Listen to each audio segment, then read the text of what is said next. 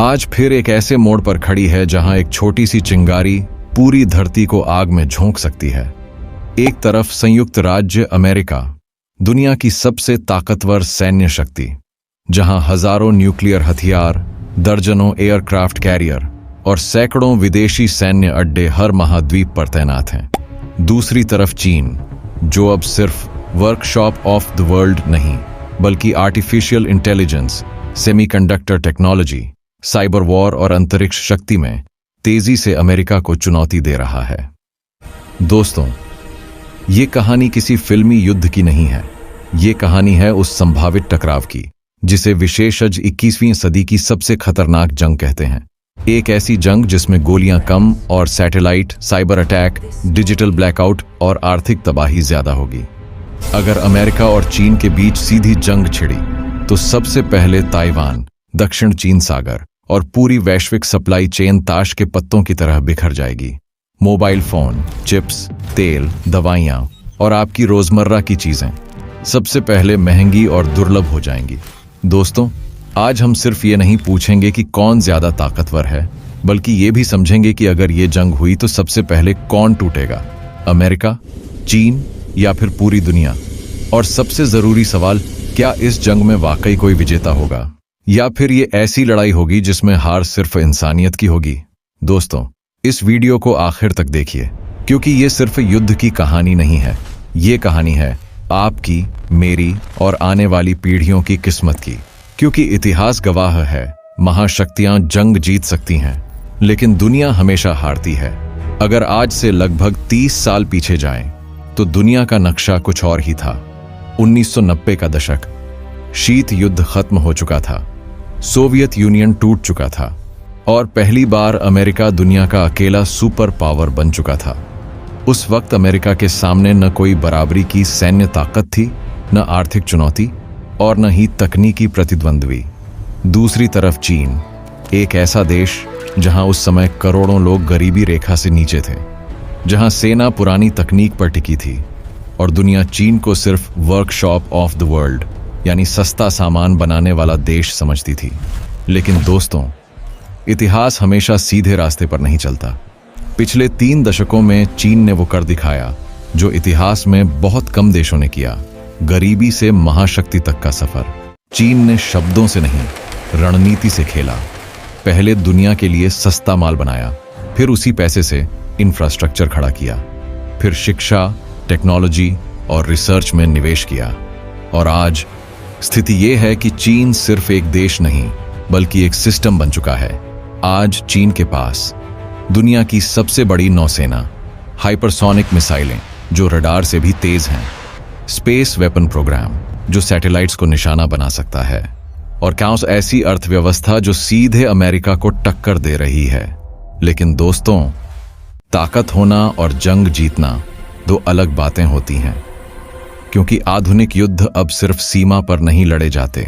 आज की जंग सैटेलाइट्स में, साइबर स्पेस में, समुद्रों में और इकोनॉमी के अंदर लड़ी जाती है। अब सवाल ये नहीं है कि कौन ज्यादा ताकतवर है, असल सवाल ये है, अगर कल गोली चली, अगर पहला मिसाइल दागा गया, अगर पहला साइबर अटैक हुआ, तो पहली मार किसे लगेगी? अमेरिका को, जिसकी ताकत पूरी दुनिया में फैली है, या चीन को, जिसकी ताकत अपने इलाके में सबसे ज्यादा केंद्रित है? या फिर पहली मार दुनिया की आम जनता पर पड़ेगी? अगले हिस्से में हम समझेंगे war trigger points, Taiwan, South China Sea और एक छोटी सी चिंगारी कैसे पूरी दुनिया को युद्ध में झोंक सकती है।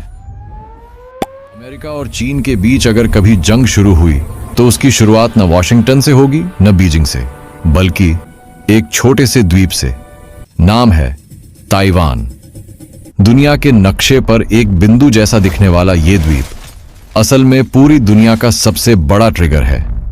ताइवान आकार में छोटा है, लेकिन महत्व में पूरी पृथ्वी से बड़ा, क्योंकि ताइवान सिर्फ जमीन का टुकड़ा नहीं, वो राजनीति, तकनीक और सैन्य शक्ति का चौराहा है। चीन ताइवान को अपना हिस्सा मानता है। उसका कहना है, ताइवान अलग देश नहीं बल्कि चाइना का टूटा हुआ हिस्सा है। और चीन ये भी साफ कह चुका है, अगर जरूरत पड़ी तो ताइवान को बल प्रयोग से भी वापस लिया जाएगा। दूसरी तरफ अमेरिका अमेरिका आधिकारिक तौर पर ताइवान को देश नहीं मानता, लेकिन सैन्य हथियार, डिफेंस सिस्टम और राजनीतिक सुरक्षा पूरा देता है। क्यों? क्योंकि अगर ताइवान गिरा तो पूरा एशिया चीन के प्रभाव में चला जाएगा।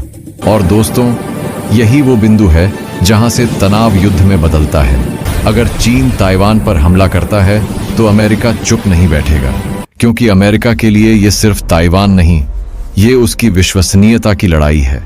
अगर अमेरिका पीछे हटा तो जापान, दक्षिण कोरिया और उसके बाकी सहयोगी उस पर भरोसा करना बंद कर देंगे। और यहीं से शुरू होती है दुनिया की सबसे खतरनाक चेन रिएक्शन। चीन हमला करेगा, अमेरिका जवाब देगा, अमेरिकी सहयोगी शामिल होंगे, साइबर अटैक होंगे, सैटेलाइट गिरेंगे, समुद्री रास्ते बंद होंगे और देखते देखते एक क्षेत्रीय संघर्ष वैश्विक युद्ध में बदल जाएगा। दोस्तों, इतिहास गवाह है, जंग हमेशा बड़े देशों की जिद से शुरू होती है, लेकिन सबसे पहले आम इंसान तबाह होता है। जंग के पहले 72 घंटे इतिहास के सबसे तेज और सबसे खतरनाक घंटे होंगे। जैसे ही पहला ट्रिगर दबेगा, चीन ताइवान के एयरबेस, रडार सिस्टम और समुद्री पोर्ट्स पर मिसाइलों की बारिश शुरू कर देगा।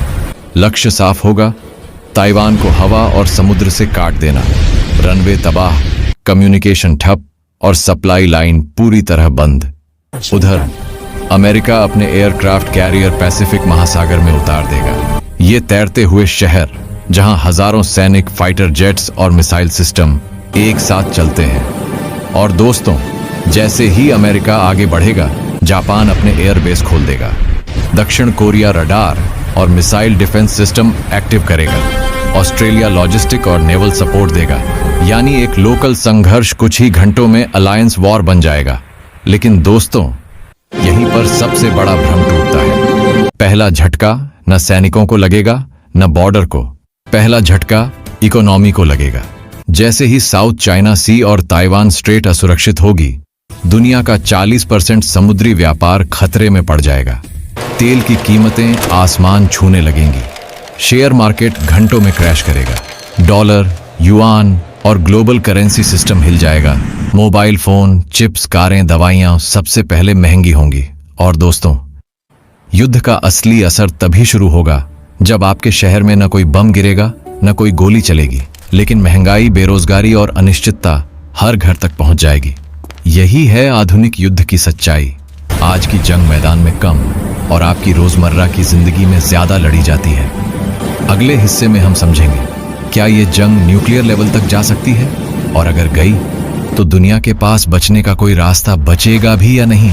अगर जंग छिड़ी तो सबसे पहले न बॉर्डर टूटेंगे न शहर जलेंगे, सबसे पहले दुनिया की सप्लाई चेन टूटेगी। कुछ ही दिनों में जहाज बंद, पोर्ट्स सील और समुद्री रास्ते असुरक्षित।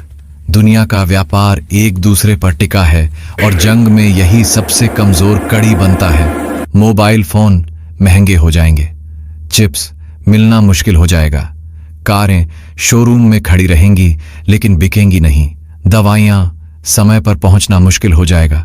क्योंकि दोस्तों, आज की दुनिया लोहे या बारूद पर नहीं, सेमीकंडक्टर पर चलती है। और यहीं पर ताइवान पूरी कहानी का सबसे अहम किरदार बन जाता है। ताइवान दुनिया का 60% से ज्यादा सेमीकंडक्टर बनाता है और सबसे एडवांस्ड चिप्स जो मोबाइल, मिसाइल, एआई सिस्टम और सैटेलाइट्स में लगती है, उनका बड़ा हिस्सा यहीं से आता है। अगर ताइवान जंग की वजह से ठप हो गया तो फैक्ट्रियां बंद, डेटा सेंटर धीमे और पूरी डिजिटल दुनिया हकलाने लगेगी। इंटरनेट चलेगा लेकिन धीमा, एआई काम करेगा लेकिन सीमित, नई टेक्नोलॉजी रुक जाएगी। और दोस्तों, यही वो पल होगा जब लोगों को समझ आएगा, जंग सिर्फ देशों के बीच नहीं होती,